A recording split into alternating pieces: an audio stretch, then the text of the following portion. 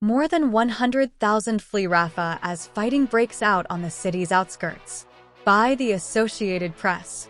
About 110,000 people have fled the city of Rafah in southern Gaza, as heavy fighting between Israeli troops and Palestinian militants on the city's outskirts leaves aid crossings inaccessible and food and fuel supplies grow critically low, a UN official said Friday.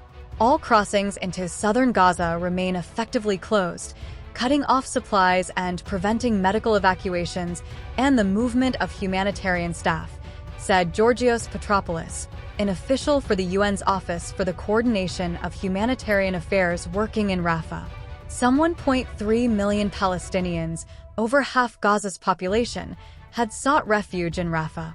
The World Food Programme will run out of food for distribution in southern Gaza by Saturday unless more aid arrives, Petropoulos said. UN officials warn that the lack of fuel is undermining medical facilities, water supplies, and sewage systems across Gaza.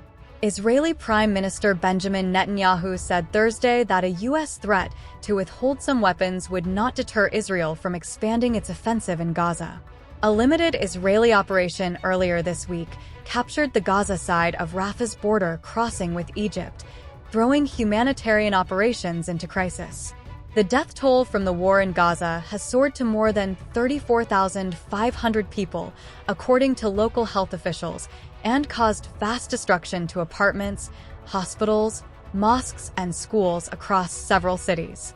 The UN says northern Gaza is already in a state of full-blown famine. The war began October 7th when Hamas attacked southern Israel, killing around 1,200 people, mostly civilians, and abducting about 250 others. Israel says militants still hold around 100 hostages and the remains of more than 30 others. Currently, a West Bank village feels helpless after Israeli settlers attack with fire and bullets. UN to vote on resolution that would grant Palestine new rights and revive its UN membership bid. Pro-Palestinian protesters demand endowment transparency. But it's proving not to be simple. U.S. says Rafah offensive would jeopardize ceasefire talks as Biden threatens to halt more Israel aid. The Biden-Netanyahu relationship is strained like never before. Can the two leaders move forward? What are the latest obstacles to bringing aid into Gaza, where hunger is worsening? Israeli troops battle Palestinian militants in Rafah, Gaza City. Jerusalem, Israeli troops are battling Palestinian militants in the southern city of Rafah, where a rocket attack and an Israeli incursion earlier this week closed crucial crossings needed for humanitarian aid. There are also battles underway in the Zaytown area on the outskirts of Gaza City in the northern part of the territory. Northern Gaza was the first target of the ground offensive, and Israel said late last year that it had mostly dismantled Hamas there. In a statement released Friday, the military said it had located several tunnels in eastern Rafah, near the border with Egypt, and had eliminated militants during close-quarters combat and with an aerial strike. Hamas military wing said it carried out a complex attack in which it struck a house where Israeli troops had taken up a position, an armored personnel carrier, and soldiers operating on foot. There was no immediate comment from the Israeli military. It was not possible to independently confirm the battlefield accounts from either side. Hamas also said it launched a number of mortar rounds at the nearby Kerem Shalom crossing, close to where Israeli troops are operating. The military said it intercepted 2 launches. The crossing was closed after a rocket attack last weekend that killed 4 Israeli soldiers. Israel says it has reopened its side of the crossing, but the UN Agency for Palestinian Refugees says the Gaza side is inaccessible because of the ongoing fighting. Israeli forces captured the Gaza side of the nearby Rafah crossing with Egypt on Tuesday, forcing it to shut down. It's unclear when it will reopen. Aid groups say a prolonged closure of the crossings will severely hinder humanitarian operations in the territory, where hunger is already rampant. Israeli settlers attacked this West Bank village in a spasm of violence after a boy's death. By Jack Jeffrey. Duma, West Bank, Associated Press. Charred homes and cars dotting this hilltop village surrounded by olive groves are a searing reminder of Palestinians' vulnerability to rising violence from Israeli settlers. The trail of wreckage along Duma's main road is the aftermath of a 3-hour attack in mid-April that left 15 homes damaged by arson and 6 residents injured by bullets, the head of its village council said. It was one of nearly 800 settler attacks against Palestinians in the occupied West Bank since Hamas attacked Israel from the Gaza Strip on October 7th, according to the UN. The burnt remains in Duma also highlight the village's limited resources to clean up and rebuild, let alone defend itself from future incursions, which seem inevitable as gun-toting settlers patrol the area roughly 20 miles, 30 kilometers, north of Jerusalem.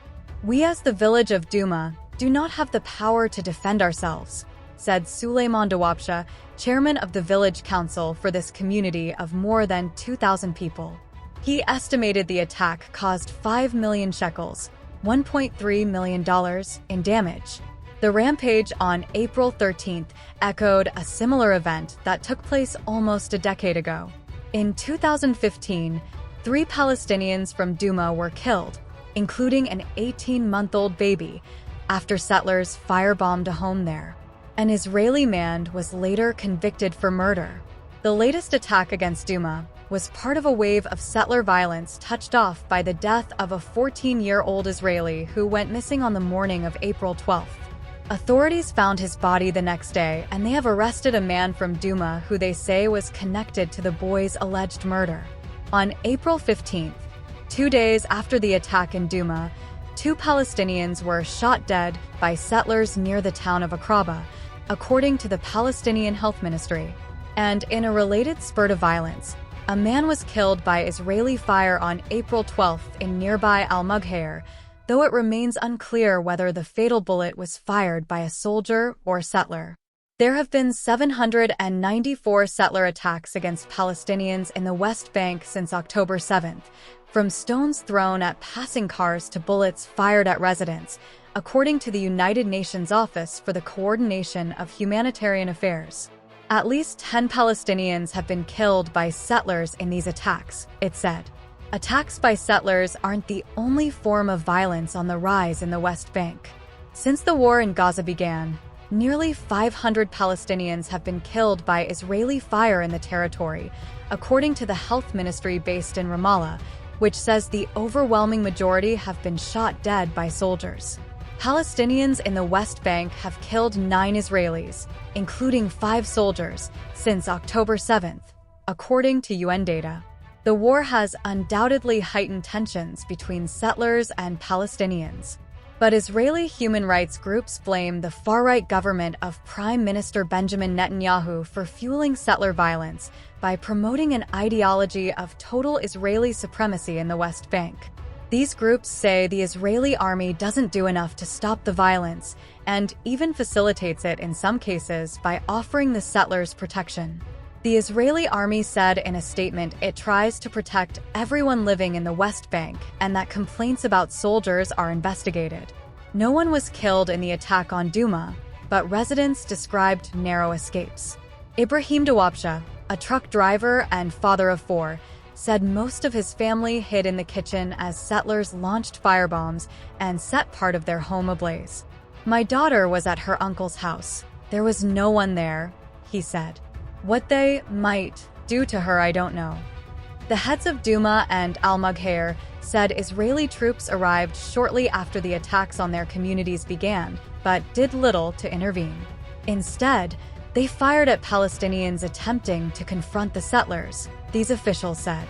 A prominent Israeli human rights group, Yesh Din, described it as an umbrella of security, a collaboration it says has become increasingly common since Israel's right-wing coalition government came to power in late 2022.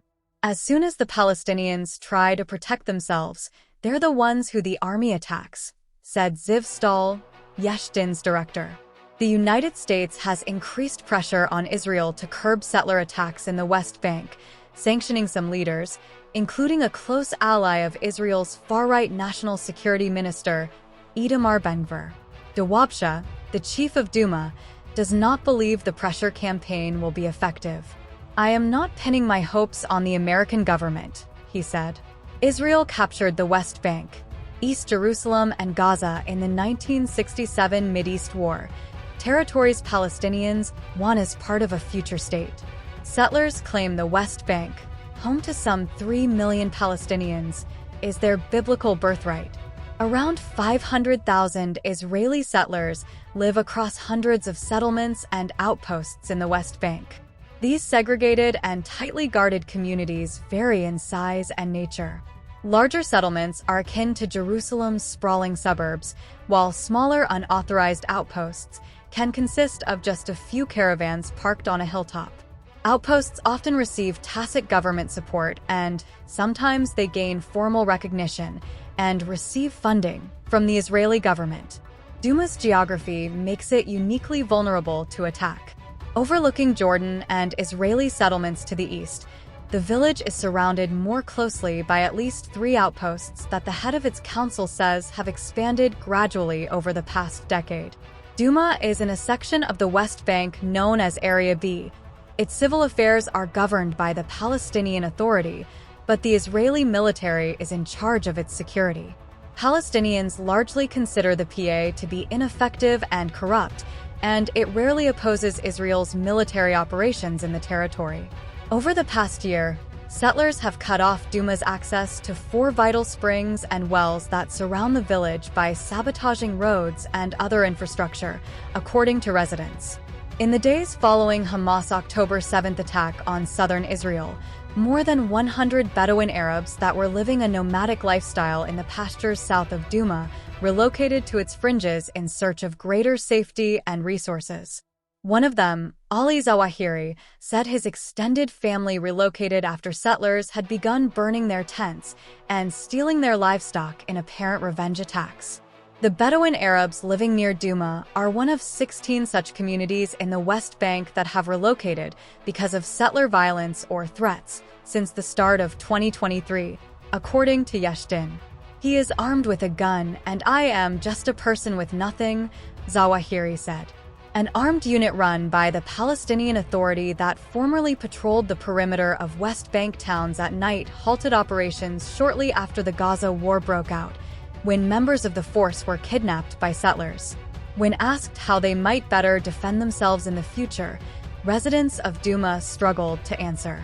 "What preparations?" said Ibrahim Dawabsha, whose truck, his main source of income, was burnt to ashes. "There are no preparations." UN agency closes East Jerusalem compound after arson. By James Mackenzie. Jerusalem, May 10, Reuters. The main United Nations aid agency for Palestinians closed its headquarters in East Jerusalem after local Israeli residents set fire to areas at the edge of the sprawling compound on Thursday, the agency said. Philippe Lazzarini, the head of UNWRA, said in a post on the social media platform X that he had decided to close the compound until proper security was restored. He said Thursday's incident was the second in less than a week. "This is an outrageous development. Once again, the lives of UN staff were at a serious risk," he said. "It is the responsibility of the State of Israel as an occupying power to ensure that United Nations personnel and facilities are protected at all times," he said. Adam Balakos, director of UNRWA affairs in the occupied West Bank, said that with the aid of some colleagues, he had put out the fire which consumed around 70 meters of dry grass and scrub near the compound fence. "We had about 100 people watching, clapping, cheering," he said, adding that most appeared to be minors. A second fire, lit shortly afterwards, burned near the agency's fuel depot, posing a serious risk of a major explosion, he said, adding that he had been hit by stones as he sprayed the flames with a fire extinguisher. UNRWA, set up to deal with the Palestinian refugees who fled or were forced from their homes during the 1948 war around the time of Israel's creation, has long been a target of Israeli hostility. Israeli police said they had opened an investigation into a brush fire adjacent to the UNRWA compound. Preliminary findings from the police investigation suggest the act was taken by young minors, purportedly falling below the statutory age threshold for criminal liability, it said. Since the start of the war on Gaza last October 7th, Israeli officials have called repeatedly for the agency to be shut down, accusing it of complicity with the Islamist movement Hamas in Gaza, a charge the United Nations strongly rejects. Since October 7th, there's definitely been an escalation of tension against UNRWA, attacks on UNRWA, he told Reuters. Not only the physical attacks we saw last night, the fire, but also a few days ago there was a demonstration that became very violent with destruction of our property outside this compound. Israel considers all of Jerusalem its indivisible capital, including eastern parts it captured in a 1967 war, which Palestinians seek as the future capital of an independent state. Lazzarini said staff were present at the time of the incident, but there were no casualties.